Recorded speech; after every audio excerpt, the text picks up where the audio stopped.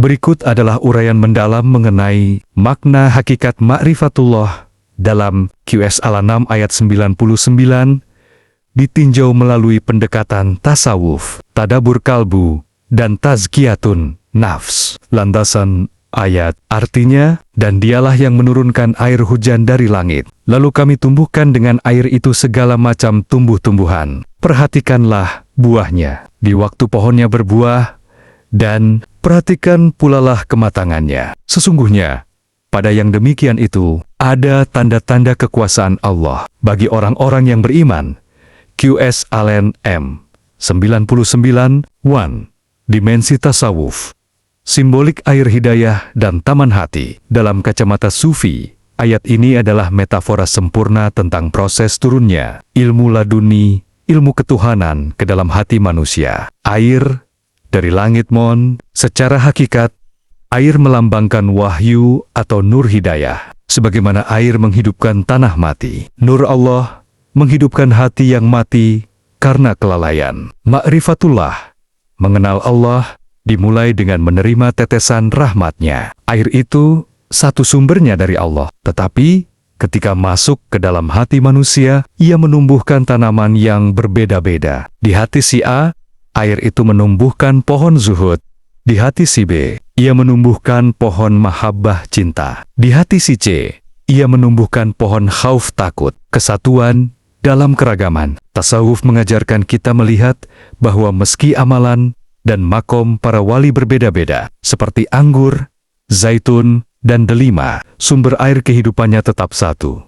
Allah Subhanahu wa Ta'ala. Hijau, tanaman hadiran. Warna hijau dalam Islam sering diasosiasikan dengan kehidupan dan surga. Dalam tasawuf, ini melambangkan hati yang telah hidup hayu. Hati yang berma'rifat adalah hati yang selalu hijau segar dengan dizikir, tidak kering dan gersang. Dimensi tadabur kalbu, seni memandang nazar. Perintah unzuru, perhatikanlah atau lihatlah, adalah inti dari praktik tadabur. Allah menyuruh kita melihat dua hal, saat berbuah, idza atsmara, dan saat matang yanihi, melihat proses idza atsmara. Tadabur ayat ini mengajarkan kesabaran. Buah tidak langsung muncul. Ada proses dari benih, tunas, batang, daun, bunga, baru buah. Ma'rifatullah adalah menyadari bahwa Allah adalah Al-Musawir yang membentuk rupa, dan Al-Mukit yang memberi makan. Dalam setiap detik proses tersebut, ketika kita melihat putik bunga menjadi buah, mata hati harus melihat tangan gaib Allah yang sedang bekerja mengubah bentuk itu. Kita tidak melihat hukum alam, kita melihat hukum Allah, melihat kematangan yanihi. Kematangan buah adalah simbol kamal kesempurnaan seorang hamba. Buah yang mentah, rasanya sepat atau pahit. Begitu pula ibadah yang belum matang, masih ada ria dan pamrih, rasanya pahit di sisi Allah. Ma'rifatullah adalah proses pematangan jiwa. Hati yang matang rasanya manis, penuh kasih sayang, pemaaf, dan bijaksana. Tadabur ini mengajak kita bertanya, apakah buah imanku sudah matang manis, atau masih mentah sepat? Sri, dimensi tazkiyatun nafs, serupa tapi tak sama. Mustabihan wa gaira mutasyabih. Ayat ini menyebutkan tentang zaitun dan delima yang serupa bentuk atau daunnya, tapi tidak sama rasanya. Ini adalah pelajaran besar dalam penyucian jiwa, tazkiyatun nafs, peringatan terhadap kemunafikan. Ada buah yang luarnya mirip, tapi isinya beda. Dalam tazkiyah, ini peringatan agar kita tidak menjadi orang yang zahirnya syalih, baju gamis, rajin ke masjid, bicara agama, tapi batinnya busuk sombong, dengki, cinta dunia. Ma'rifatullah adalah keselarasan antara casing dan isi.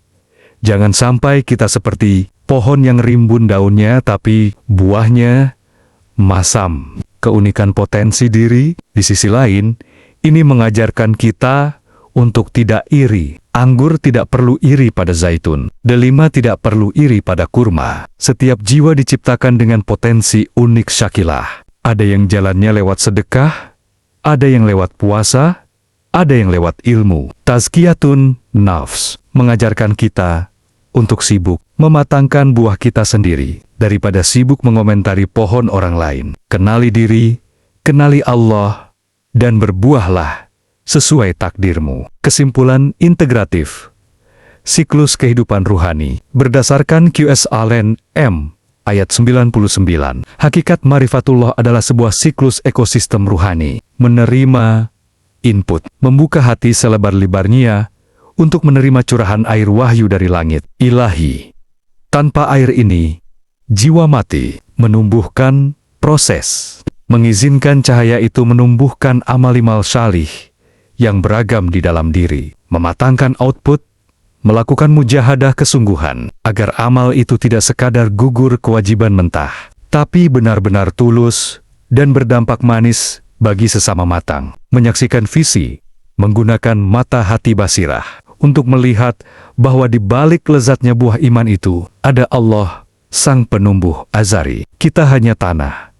Dialah yang menanam. Intisari, Marifatullah adalah ketika engkau memandang sebutir buah anggur. Engkau tidak hanya melihat makanan, tapi engkau melihat cinta Allah yang memadat menjadi rasa manis. Engkau melihat keajaiban kun fayakun dalam setiap gigitan. Rekomendasi, amalan meditasi makan. Praktikan ini saat makan buah hari ini. Pegang buah tersebut. Tataplah anzuru warnanya dan bentuknya. Renungkan, ya Allah, buah ini berasal dari tanah yang kotor, disiram air tawar, tapi engkau ubah menjadi makanan yang indah dan manis. Lalu kaitkan ke diri sendiri, ya Allah, jadikanlah hatiku yang berasal dari tanah ini bisa menghasilkan akhlak yang manis seperti buah ini. Wallahu alam bishsawab. Berikut adalah uraian mendalam mengenai makna hakikat Ma'rifatullah dalam Q.S. Al-Anam ayat 100. Ditinjau melalui pendekatan tasawuf, khususnya perspektif Syekhul Akbar Ibnu Arabi, Tadabur Kalbu, dan Tazkiyatun Nafs. Landasan ayat artinya, dan mereka orang-orang musyrik menjadikan jin itu sekutu bagi Allah, padahal Allah yang menciptakan jin-jin itu, dan mereka membohong dengan menciptakan anak-anak baginya, baik laki-laki maupun perempuan, tanpa ilmu. Maha suci Allah dan maha tinggi dari sifat-sifat yang mereka berikan. Q.S. Al-Anam 100. 1. Dimensi tasawuf perspektif Ibnu Arabi membersihkan Tuhan persepsi. Dalam pandangan Ibnu Arabi, seperti dalam Fushya Al-Hikam atau Al-Futuhat Al-Makkiyah, Marifatullah adalah keseimbangan antara tanzih, menyucikan Allah dari keserupaan, dan tasyibih, melihat manifestasinya. Ayat 100 ini adalah ayat tanzih mutlak, hakikat al-jin yang tersembunyi atau imajinasi. Kata jin berasal dari akar kata jana yang berarti tertutup atau tersembunyi. Ibnu Arabi sering mengaitkan dimensi jin dengan alam malakut atau kekuatan imajinasi khayal. Menjadikan jin sekutu Allah dalam konteks makrifat tingkat tinggi bermakna menyembah proyeksi imajinasi sendiri. Banyak orang tidak menyembah Allah yang sejati al-haq, melainkan menyembah Tuhan hasil rekaan pikiran dan prasangka mereka sendiri yang tersembunyi atau samar dalam benak. Marifatullah adalah menghancurkan berhala mental ini. Kita harus sadar bahwa apapun yang terlintas dalam benak wam tentang bentuk atau batasan Allah, maka Allah tidak seperti itu. Wa khalaqahum, padahal Dia yang menciptakan mereka, menegaskan bahwa imajinasi itu makhluk. Maka jangan sembah produk pikiranmu sendiri. Hakikat haraku mereka melubangi atau mengada-ada. Kata haraku bermakna merobek